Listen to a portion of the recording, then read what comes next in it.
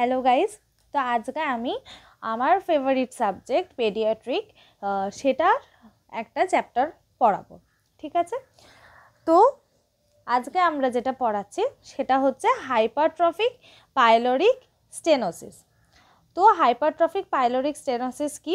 এটা হচ্ছে একটা সার্জিক্যাল কন্ডিশন যেটা গ্যাস্ট্রোইন্টেস্টিনাল ট্র্যাক্টে দেখা যায় ডিউরিং ইনফ্যান্সি, মানে ইনফ্যান্ট যখন থাকছে বাচ্চা সেই সময় হাইপারট্রফিক পাইলোরিক স্টেনোসিস দেখা যাচ্ছে। এখানে কি হচ্ছে, hypertrophy of two muscle layers of the pylorus, যেটা রেজাল্ট করছে কি, মানে যার ফলে কি হচ্ছে, হাইপারট্রফি ঘটছে। তো হাইপারট্রফির কারণে কি ঘটছে, যে সেখান থেকে গ্যাস্ট্রিক আউটলেটটা বন্ধ হয়ে যাচ্ছে এবং এখানের ফলে কি হচ্ছে, তার খাবারটা পাস হচ্ছে না। অ্যাজ আ রেজাল্ট সেটাকে হাইপারট্রফিক পাইলোরিক স্টেনোসিস বলা হচ্ছে। এর ইনসিডেন্স কি, 2 to 4 পার 1000 লাইভ বার্থ। হাজারটা যদি বাচ্চা জন্মায় তাদের মধ্যে 2 থেকে 4 জনের এই হাইপারট্রফিক পাইলোরিক স্টেনোসিস হয় এবং কমনলি সিন ইন মেলস, মানে 4:1 রেশিও, 2 থেকে 4 জনের মধ্যে হয়তো 4 জনের, মানে এরকম ধরো হাজারটার মধ্যে এবার এই 4:1 রেশিওতে হচ্ছে, মানে 4টে যদি ছেলে বাচ্চার হয় একটা হয়তো মেয়ে বাচ্চার হচ্ছে। এবং এটা কমনলি ম্যানিফেস্টেড কত দিনের মধ্যে হচ্ছে, between 3 and 5 weeks of age, 3 থেকে 5 সপ্তাহের মধ্যে এই সম্ভাবনাটা বেশি দেখা যাচ্ছে। তো আগে আমরা এই মানে হাইপারট্রফিক পাইলোরিক স্টেনোসিসটা আমি ছবি দিয়ে তোমাদেরকে বোঝাচ্ছি। আচ্ছা, তো এখানে তোমরা দেখতে পাচ্ছ যে এটা হচ্ছে একটা নর্মাল স্টমাক। ঠিক আছে, এখানটায় হচ্ছে ইসোফেগাস রয়েছে, এখানটায় স্টমাক রয়েছে, এখানটায় ডিওডিনাম রয়েছে। এইবার ডিওডিনামের এখানে মাসেল রয়েছে, সেই মাসেলগুলো এখান থেকে বেরিয়ে এই রাস্তাটাকে ক্লোজ করে দিচ্ছে, যেটা এখানটাতে দেখা যাচ্ছে। এই ডিওডিনামের এখানে পাইলোরাস মাসেলস আছে, সেই পাইলোরাসটা এখানটায় এনলার্জড হয়ে যাচ্ছে এবং যার ফলে এখানটায় স্টেনোসিস হচ্ছে। এখানে খুব কম প্যাসেজ রয়েছে, যার জন্য স্টমাকের ডাইজেস্টেড খাবার এই পাইলোরাসের মাধ্যম দিয়ে নিচের দিকে কিন্তু যেতে পারছে না। অ্যাজ আ রেজাল্ট এইখানটাতে কি হচ্ছে, যে খাবারগুলো জমতে থাকছে, খাবারগুলো জমতে থাকার ফলে স্টমাকটা ডিস্টেন্ডেড হয়ে যাচ্ছে এবং পেটের মধ্যে যদি তোমরা প্যালপেট করে দেখো তাহলে ওখানে একটা অলিভ শেপড মাসেল দেখতে পাবে, কারণ এই পাইলোরাসটা যখন এনলার্জড হয়ে যাচ্ছে, এটা অলিভ তো খুব ছোট একটা ফল, তো সেরকম একটা ফিলিংস তোমাদের মধ্যে আসবে যদি তোমরা ঠিক করে প্যালপেট করো। তো যার জন্য হবে কি, যে এইখানটায় যেহেতু মানে এইখানটা রাস্তাটা যেহেতু বন্ধ, রাস্তা বন্ধ হওয়ার জন্য এই খাবারটা এইখানটাতেই আটকে রয়ে যাচ্ছে এবং খাবার যখন এখানে আটকে থাকছে, যার ফলে কি হবে, আর নিচের দিকে তো যেতে পারছে না, কিন্তু ওপর দিকে তার আস্তে আস্তে বেরিয়ে আসার টেন্ডেন্সি থাকবে। এখান থেকে আমাদেরকে বুঝতে হবে যে ক্লিনিক্যাল ফিচার্সগুলো কি কি। তো এখানে যে ছবিটা আমরা দেখলাম, ছবিটার থেকে আমাদেরকে মাথায় আনতে হবে যে এর ক্লিনিক্যাল ফিচার্সগুলো কি কি হতে পারে। নিজেরাই ভাবো যে একটা রাস্তা, মানে এই যদি স্টমাকটা হয়, স্টমাকের রাস্তাটা বন্ধ, তার মানে তার যে খাবারগুলো খাচ্ছে সেই খাবারগুলো নিচের দিকে যেতে পারছে না, মানে স্টমাক থেকে বাকি অর্গানসগুলোতে যেতে পারছে না। আমরা জানি যে গ্যাস্ট্রোইন্টেস্টিনাল সিস্টেমের পুরোটা জুড়ে ডাইজেশনটা হচ্ছে এবং সে নিচের দিকে যেতে পারছে না, ফলে তার কি হবে, তার মানে সে বাইলের সাথেও মিশতে পারছে না, তার মানে তার যে ভমিটিংটা হবে সেটা একটা প্রজেক্টাইল মোশনে হবে, মানে প্রজেক্টাইলভাবে ছিটকে পড়বে, কারণ তার এখান থেকে কিন্তু তার নিজের থেকে খাবারটা বার করার ইচ্ছা নেই, কিন্তু এখান থেকে জমতে জমতে স্টমাক আর নিতে না পেরে স্টমাক কী করছে, ওটাকে ফোর্স দিয়ে বাইরে বার করছে এবং against the gravity, against every obstructions, কারণ কি আমাদের খাবার যাওয়ার পদ্ধতিটা ডাউনওয়ার্ড মোশনে যায়, সেখানে খাবারটা ও পুরো অবস্ট্রাকশনগুলোকে কাটিয়ে ছিটকে বেরোচ্ছে, যার ফলে তার একটা প্রজেক্টাইল মোশনে একটা ভমিটিং হবে। এবং এই ভমিটিংটা যদি আমরা টেস্ট করি তাহলে সেই টেস্টের সময় আমরা দেখতে পারবো যে তাতে কিন্তু বাইলের কোনো সংমিশ্রণ হয়নি, মানে তাতে বাইল নেই এবং তাতে শুধু গ্যাস্ট্রিক কন্টেন্টস আছে। কারণ তার সে তো স্টমাকে গিয়ে মিশেছিল এতক্ষণ, তো স্টমাকের যা যা কন্টেন্টস আছে সেগুলো ওর সাথে মিক্স হয়েছে, যার ফলে আমরা যদি বমিটাকে বা ভমিট যেটা আছে সেটাকে যদি আমরা ল্যাব টেস্ট করি তাহলে তাতে শুধু আমরা গ্যাস্ট্রিক কন্টেন্টস খুঁজে পাবো, এবং যেহেতু এতটা প্রেশার দিয়ে বেরোচ্ছে তাই জন্য মাঝে মধ্যে ওখানে ব্লাডও দেখতে পারবো। স্বাভাবিক তার পেট ভরছে না, কারণ কি পুরো বডির মেকানিজমের পদ্ধতিতে না গেলে খাবারটা ওর বডিও অ্যাবজর্ব করতে পারছে না, যার ফলে ওর একটা পারসিস্টেন্ট হাংরিনেস থাকবে, বাচ্চাটার খালি খিদে পাবে এবং বাচ্চাটা খেতে চাইবে, কিন্তু ও খেতে পারছে না, খাবার খেলে ওর বমি হয়ে যাচ্ছে। একটা অলিভ লাইক মাস ফিল করব, স্বাভাবিক ওখানটায় পাইলোরাসটা যেহেতু ওইভাবে বড় হয়ে আছে তাই জন্য আমরা ওখানটায় রেকটাস অ্যাবডোমিনাস মাসেলের কাছে গিয়ে সেখানে যে মানে ডিওডিনামের কাছে আমরা কি জানি যে lateral edge of rectus abdominis muscle থাকছে, এবং সেইখানটায় in the right upper quadrant of the abdomen specially after feed, খাবার খাওয়ানোর পরে আমরা ওই জায়গাটাতে স্পেসিফিক্যালি একটা অলিভ লাইক মাসকে ফিল করতে পারবো। রাইট আপার কোয়াড্রেন্ট মানে পেটটা যদি এইটা যদি পেট হয়, পেটটাকে যদি আমরা 4 ভাগে ভাগ করি, তার মানে তার ডান সাইডে ওপরের কোয়াড্রেন্টে আপার কোয়াড্রেন্টের কাছে গেলে আমরা ওখানে একটা অলিভ লাইক মাস ফিল করতে পারবো। Visible peristaltic wave passing from left hypochondrium to umbilicus, left hypochondrium থেকে আম্বিলিকাসের মধ্যে একটা ভিজিবল পেরিস্টালটিক ওয়েভ দেখতে পারবো আমরা।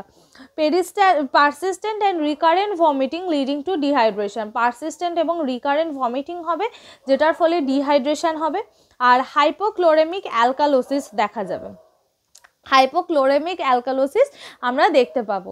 স্টারভেশন আর ডায়রিয়ার কারণ ডায়রিয়া হতে পারে অথবা কনস্টিপেশন হতে পারে। স্টারভেশন ডায়রিয়া মানে কি, তার লুজ স্টুল মানে বেশি মাত্রায় লুজ স্টুল পাস করতে থাকবে, মানে শরীরের থেকে যে জলগুলো আছে সেই জলগুলো দিয়েই ও স্টুল তৈরি করে সেটাকে বার করতে থাকবে, যার জন্য তার ডায়রিয়া হবে অথবা তার কনস্টিপেশন হয়ে যাবে।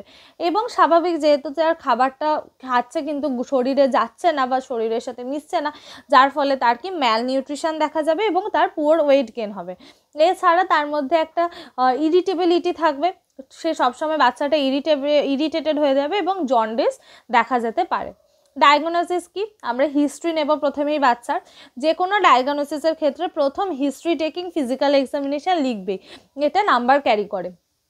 তো প্রথমে আমরা কি লিখবো কি দেখবো, হিস্ট্রি অফ ভমিটিং দেখব, যে তার ভমিটিংয়ের হিস্ট্রি নেব এবং কীরকম টাইপে হচ্ছে, কখন হচ্ছে ভমিটিং সেগুলো আমরা নেব। প্যালপেশন করব, ফিজিক্যাল এক্সামিনেশন যেটা স্বাভাবিক, প্যালপেট করলে আমরা বুঝতে পারবো যে কি প্রবলেম হচ্ছে। এছাড়া আলট্রাসাউন্ড করবো অ্যাবডোমেনের, যেটাতে কি দেখা যাবে যে পাইলোরিক মাস্কিউলেচার বা পাইলোরিক মাসল থিকনেস দেখা যেতে পারে, বা pyloric muscle length, pyloric muscle thickness হবে গ্রেটার দ্যান 4 mm আর পাইলোরিক মাসল লেন্থও হবে গ্রেটার দ্যান 14 to 20 mm। এছাড়া আমরা হচ্ছে barium study GI barium study করব, showing elongated pyloric canal and thicken pyloric mucosa. Barium study কি না, আমরা হচ্ছে বেরিয়াম দেওয়া একটা ক্যাপসুল তাকে খাওয়াবো, এবং যেটা তার পেটের মধ্যে যাচ্ছে, পেটের মধ্যে যাওয়ার ফলে ওখানটাও স্টেন ফর্ম করছে না, তো স্টেন ফর্ম করার ফলে কি হবে, স্বাভাবিকভাবে ওইখানটা যখন আমরা ইউএসজিতে দেখব তাহলে দেখতে পাবো আমরা কি, যে কোথায় গিয়ে ও আটকে যাচ্ছে, মানে কোন জায়গাটার পর থেকে বেরিয়াম মেডিসিনটা যেতে পারেনি, তো সেখান থেকে আমরা কি বুঝতে পারবো যে ওখানটাতে ও আটকে গেছে এবং তার ফলে ওখানটায় কি হচ্ছে সেটা আমরা দেখতে পাবো। এছাড়া যদি জিআই এন্ডোস্কোপি করি আমরা সেখান থেকেও বুঝতে পারবো, বা ল্যাব স্টাডি যদি করি সেখানে আমরা ডিক্রিজ পটাশিয়াম সেরাম পটাশিয়াম দেখতে পারবো, সোডিয়াম লেভেল ইনক্রিজ করছে সেটা দেখতে পারবো, তারপরে ইনক্রিজ পিএইচ দেখতে পারবো, পিএইচ ব্যালেন্সটা ইনক্রিজ করে যাবে, ডিক্রিজ ক্লোরাইড লেভেল দেখতে পারবো, ইনক্রিজ হেমাটোক্রিট দেখতে পারবো এবং এলিভেটেড ইনডাইরেক্ট বিলিরুবিন দেখতে পারবো। বিলিরুবিনটা কিন্তু এলিভেটেড থাকবে তার। আচ্ছা, তো এবার আমরা কিসের ব্যাপারে জানবো, ম্যানেজমেন্টের ব্যাপারে। তো ম্যানেজমেন্টে আমরা প্রথমেই কি করব, ফ্লুইড রিসাসিটেশন করব। বাচ্চাটা কন্টিনিউয়াসলি ভমিট করছে, তো স্বাভাবিকভাবেই তার মধ্যে কিসের সিমটম দেখা যাবে, ডিহাইড্রেশন। তো যেহেতু বাচ্চাটার মধ্যে ডিহাইড্রেশন হচ্ছে তো তাকে আমরা বোলাস দেব। কি হিসাবে বোলাস দেবো, বাচ্চাদের তো আমরা হুট করে অনেকটা বোলাস দিয়ে দিতে পারি না, ক্যালকুলেশন থাকে, তো সেই হিসাবে আমরা কি দেবো, 20 ml পার কেজি বডি ওয়েট হিসাবে আমি বোলাস দিলাম। 20 ml পার কেজি বলতে যদি বাচ্চাটার ওজন হয় 3 কিলো তাহলে হচ্ছে আমরা তাকে বোলাস দেবো 60 ml মতন। এরপরে এই বোলাসের মধ্যে থাকবে 0.9 ml স্যালাইন থাকবে যাতে ডিহাইড্রেশন না হয়। আর মেনটেনেন্স ডোজ হিসাবে আমরা হচ্ছে 5% গ্লুকোজ দিতে পারি অথবা 0.45% স্যালাইন আমরা বাচ্চাটাকে দিতে পারি। এছাড়া কি করে এটা ছাড়া আমরা কি করব যে 5% এটা ছাড়া আমরা কি দেব যে 5% গ্লুকোজ দিতে পারি অথবা 0.9% স্যালাইন দিতে পারি। এই স্যালাইনের সাথে আমরা পটাশিয়াম ক্লোরাইড দিয়ে দেব, মানে ফ্লুইডের সাথে দিয়ে দেব। যখন বাচ্চাটা ইউরিন পাস করবে, মানে একবার যদি ইউরিন আউটপুটটা আমরা ঠিক করতে পারি, যখন আমরা স্যালাইন দিচ্ছি তাকে কন্টিনিউয়াসলি, তো স্বাভাবিকভাবে তার জলের পরিমাণটা বাড়ছে এবং স্যালাইন তো ইন্ট্রাভেনাসলি দেওয়া হচ্ছে, স্বাভাবিক তার বমির অসুবিধাটাও হচ্ছে না এবং এই সময় কিন্তু তাকে আমরা খাবার দেব না। তো সে স্বাভাবিকভাবে সে যখন ইউরিন আউটপুটটা তার ঠিকঠাক হয়ে যাচ্ছে একবার, তখন আমরা ন্যাজোগ্যাস্ট্রিক টিউব দেব, দিয়ে স্টমাকটাকে ডিকম্প্রেস করতে হেল্প করব। এছাড়া তো এটা তো সার্জিক্যাল ম্যানেজমেন্ট। সার্জারি তখনই প্ল্যান করতে পারবো যখন ফ্লুইড ব্যালেন্স ঠিকঠাক থাকবে, অ্যাসিড বেস স্ট্যাটাস ঠিকঠাক থাকবে এবং ইলেকট্রোলাইট লেভেলটা নর্মাল হবে। তার মানে আগে আমরা তাকে ফ্লুইড ম্যানেজমেন্ট দিয়ে তাকে সার্জারির জন্য প্রিপেয়ার করছি। তো সেটা যখন কমপ্লিট হয়ে যাচ্ছে তখন আমরা তার একটা অপারেশন করব, সেটা হচ্ছে র্যামস্টেড পাইলোরোমায়োটমি। র্যামস্টেড পাইলোরোমায়োটমি এই অপারেশনটার নাম বা এই সার্জারিটার নাম কিন্তু আসে পরীক্ষাতে। তো এখানে আমরা কি করব যে আমি ছবিতে দেখাচ্ছি, এটা এই যে এই জায়গাটাতে আমরা একটা লঙ্গিটিউডিনাল সেকশন করে এই যে মাসল পার্টটা রয়েছে যেখানটাতে এই জায়গাটা এনলার্জড হয়ে রয়েছে, এনলার্জ পাইলোরাসের এই জায়গাটাকে আমরা কেটে দেব এবং পরে এইখান থেকে এটাকে জয়েন করে দেব। এখানে হচ্ছে একটা লঙ্গিটিউডিনাল ইনসিশন করছি, যেটা হচ্ছে একটা ব্লান্ট, মানে ইনসিশন অফ দ্য পাইলোরাস করছি, মানে এই জায়গাটাকে আমরা কেটে দিচ্ছি, কেটে দিয়ে এখানে একটা ব্লান্ট ডাইসেকশন করছি সাবমিউকাসের উপর, মানে এই পুরোটা অবধি আমরা কেটে দিচ্ছি জায়গাটাকে এবং গ্যাস্ট্রিক আউটলেটটাকে আমরা রিলিভ করে দিচ্ছি। এখানে হচ্ছে আমরা ল্যাপ্রোস্কোপিক পাইলোরোমায়োটমিও করতে পারি আর এন্ডোস্কোপিক বেলুন ডাইলেশন করতে পারি, যেখানে কি হবে যে এখান থেকে একটা এন্ডোস্কোপির মাধ্যমে একটা বেলুনের মতন ঢোকানো হবে এবং আলটিমেটলি সেটাকে ইনফ্লেট করে দেওয়া হবে যাতে এই জায়গাটা ওপেন হয়ে যায়, যে যার ফলে এই সার্জিক্যাল রিস্কটা অ্যাপ্রিহেন্ড করা যাবে। এবার নার্সিং ম্যানেজমেন্টের ব্যাপারে আমরা কি কি জানবো। নার্সিং ম্যানেজমেন্ট নিজেরাই ভাবো, যেহেতু তার ডিহাইড্রেশন হচ্ছে তার মানে হচ্ছে ডেফিসিট ফ্লুইড ভলিউম থাকবে রিলেটেড টু হচ্ছে যে কন্টিনিউয়াস ভমিটিং হচ্ছে আর ডিহাইড্রেশন হচ্ছে, অ্যাজ আ রেজাল্ট তার ডিহাইড্রেশন হচ্ছে। এছাড়া আর কি ডায়াগনোসিস হতে পারে, ইমব্যালেন্স নিউট্রিশনাল স্ট্যাটাস হতে পারে, less then body requirement related to persistent vomiting আর সেকেন্ডারি পাইলোরিক অবস্ট্রাকশন। এছাড়া আর মাথায় রাখবো আমরা যে রিস্ক ফর ইনফেকশনকে আমরা সবার লাস্টে দেওয়ার চেষ্টা করব। এছাড়া কি দেখবো আমরা যে অ্যাকিউট পেন হবে, সার্জিক্যাল রিপেয়ারের কারণের জন্য অ্যাকিউট পেন হতে পারে, আর অ্যাংজাইটি হবে মাদার। এখানে কিন্তু আমরা চাইল্ড কন্ডিশনের জন্য মাদার বা পেরেন্টসের অ্যাংজাইটির কথাটা বেশি মাত্রায় লিখবো, কারণ কি বাচ্চা কিন্তু অতটা বোঝে না তার কি প্রবলেম হচ্ছে, তো সেটা আমরা লিখবো।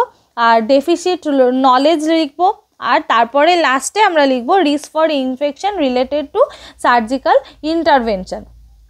প্রি অপারেটিভ কেয়ার আর পোস্ট অপারেটিভ কেয়ারটা আলাদা আলাদাভাবে পড়তে হবে। এখানে প্রি অপারেটিভ কেয়ার আমরা কি করতে পারি, প্রথমে বাচ্চার মুখ দিয়ে আমরা কোনো খাবার পাস করতে দেবো না, বাচ্চাকে স্ট্রিক্টলি খাবার রেস্ট্রিকশন করে দেব। এরপরে আমরা তাকে আইভি ফ্লুইড থেরাপি দেবো যাতে হচ্ছে তার ডিহাইড্রেশনটা বন্ধ হয়ে যায়। এরপরে আমরা কি দেখব যে সাইন্স ফর ডিহাইড্রেশন আর রিহাইড্রেশন চেক করব, মনিটর করব কি সেরাম ইলেকট্রোলাইট ভ্যালুসগুলো মনিটর করব, আইভি ফ্লুইড থেরাপি দেব, এনজি টিউব করব, ইউরিন স্টুল চেক করব, ইনটেক আউটপুট চার্ট মেনটেন করব, ইনফ্যান্টকে ওয়ার্ম এবং চুপচাপ রাখবো, মানে তাকে কমফোর্টেবল পজিশন দেবো, কমফোর্টটাকে প্রোভাইড করার চেষ্টা করব, এলিভেট করে রাখবো তার হেডটাকে টু প্রিভেন্ট অ্যাসপিরেশন, কারণ সেই মুখ দিয়ে কিছু খেতে পারছে না, তো তাকে অ্যাসপিরেশন প্রিভেন্ট করার জন্য তার মাথাটাকে একটু তুলে রাখতে হবে। বাচ্চাটাকে ফাউলার্স পজিশনে আমরা রাখবো, যাতে হচ্ছে যে গ্যাস্ট্রিক এমটিংয়ে হেল্প করে। এনজি টিউব আমরা প্লেস করে রাখবো, যাতে হচ্ছে এর কোনো ড্রেনেজ আসলে বা কোনো রকম চেঞ্জেস আসলে পেটের মধ্যে সেটা আমরা যাতে বুঝতে পারি। তার ভাইটাল সাইন্স চেক করব এবং ডেলি ওয়েট চেক করব, এবং পেরেন্টসকে তার সার্জারিটার ব্যাপারে তাকে আমরা কিন্তু বুঝিয়ে দেব। পোস্ট অপারেটিভ কেয়ারের মধ্যে আমরা কি করব, যে যখন হচ্ছে আমরা বাচ্চার বাউল সাউন্ডটাকে ফেরত পাচ্ছি বা বাচ্চার বাউল সাউন্ডটা শুনছি, তারপর থেকে তাকে আমরা ইনিশিয়ালি খাবার দেওয়া স্টার্ট করব। তারপরে প্রথমে আমরা কিন্তু ব্রেস্ট মিল্ক দিয়ে দেব না, কারণ কি ব্রেস্ট মিল্কটা সেই ক্ষেত্রে বাচ্চাটার ক্ষেত্রে অনেকটাই হেভি হয়ে যাবে। প্রথমে আমরা তাকে ওরাল ইলেকট্রোলাইট কিছু সলিউশন দেব, মানে ওআরএস জাতীয়। তারপরে প্রথমে ওআরএস দিয়ে আমরা স্টার্ট করব, এরপরে আমরা তাকে হাফ স্ট্রেংথ ফর্মুলা দেব শুরুতে, এবং আস্তে আস্তে আমরা প্রোগ্রেস করে তাকে আমরা ফুল স্ট্রেংথ ফর্মুলা দেওয়া শুরু করব উইদিন 48 আওয়ার্স। ব্রেস্ট মিল্কটাকে ডাইলুট করার দরকার নেই। Increase amount of feeding only after the previous amount is well tolerated without episodes of vomiting, মানে আমরা তাকে তখনই পরের খাবারটা দেব যখন আমরা দেখব যে প্রথম খাবারটা তার হজম হয়ে গেছে এবং কোনো রকম বমি করছে না, তারপরে আমরা পরের খাবারটা দেব। মানে একটা খাবার হজম হওয়ার পরে আমরা পরেরটা দেব, তার আগে কিন্তু আমরা দেব না।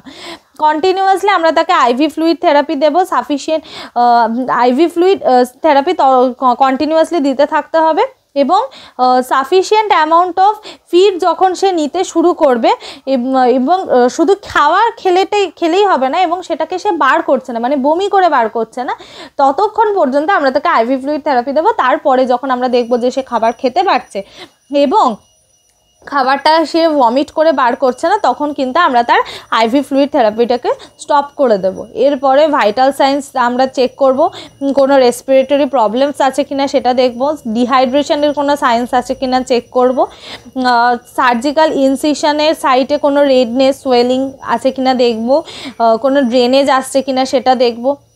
ইনসিশন সাইটটাকে আমরা ভালো করে প্রোটেক্ট করে রাখবো, এবং ইনসিশন সাইটের মধ্যে যাতে কোনো ইনফেকশান না আসে সেটা দেখব। যে মেডিসিনগুলো প্রেসক্রাইব করা থাকে সেইগুলো অ্যাডমিনিস্টার করব, ইনটেক আউটপুট চার্ট মেনটেন করব, এবং বাচ্চাকে পেরেন্টসকে পার্টিসিপেট করাবো বাচ্চার কেয়ার নেওয়ার ক্ষেত্রে, এবং তার ডায়েট প্রপার ডায়েট মেনটেন করবে, এবং ফলো আপ চেকআপসের জন্য তাকে প্রিপেয়ার করবে, এবং আস্তে করে মানে সব কিছু কমপ্লিট হলে তাকে আমরা ডিসচার্জ দিয়ে দেবো। তার মানে এটা খুবই একটা ইজি টপিক, এটা তো স্টেপ বাই স্টেপ তোমরা বুঝতেই পারছো যে কিসের জন্য কি হচ্ছে। যেহেতু আমরা শুরু থেকে একবার রিভাইজ করছি যে আমরা যেহেতু পাইলোরাসটা বন্ধ পাচ্ছি, পাইলোরাস বন্ধ পাওয়ার জন্য আমরা কি দেখছি, কি ফিল করছি, ওখানটাতে হচ্ছে আমাদের অলিভ লাইক একটা মাস ফিল করব। যেহেতু ওই খাবার যাওয়ার রাস্তা বন্ধ, তাই জন্য ও একটা প্রজেক্টাইল মোশনে ভমিট করবে, ভমিটের মধ্যে আমরা গ্যাস্ট্রিক কন্টেন্ট পাবো এবং কোনো বাইলের কন্টেন্ট পাবো না, তাতে ব্লাড স্টেন থাকতে পারে কিছু সময়।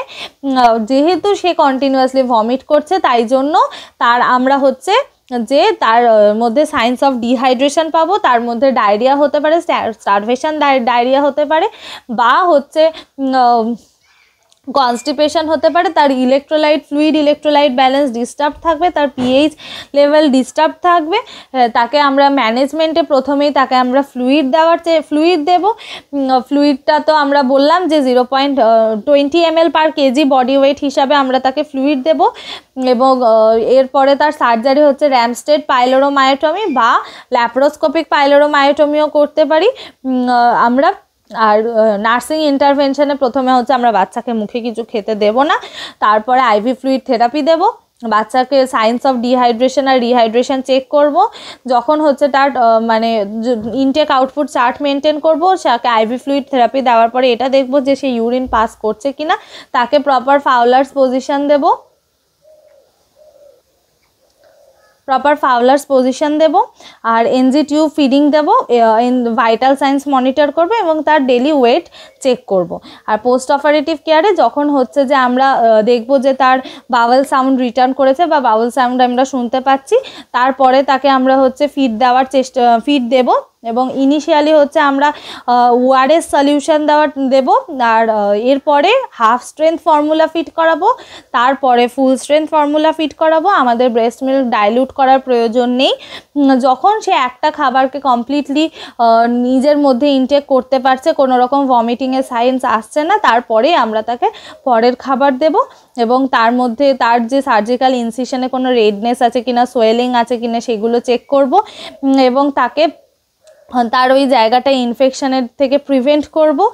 তার মেডিকেশনগুলো প্রপার তাকে দিতে থাকবো, তার ডায়েট মেনটেন করব, তাকে ফলো আপ চেক আপে রাখবো। Thank you.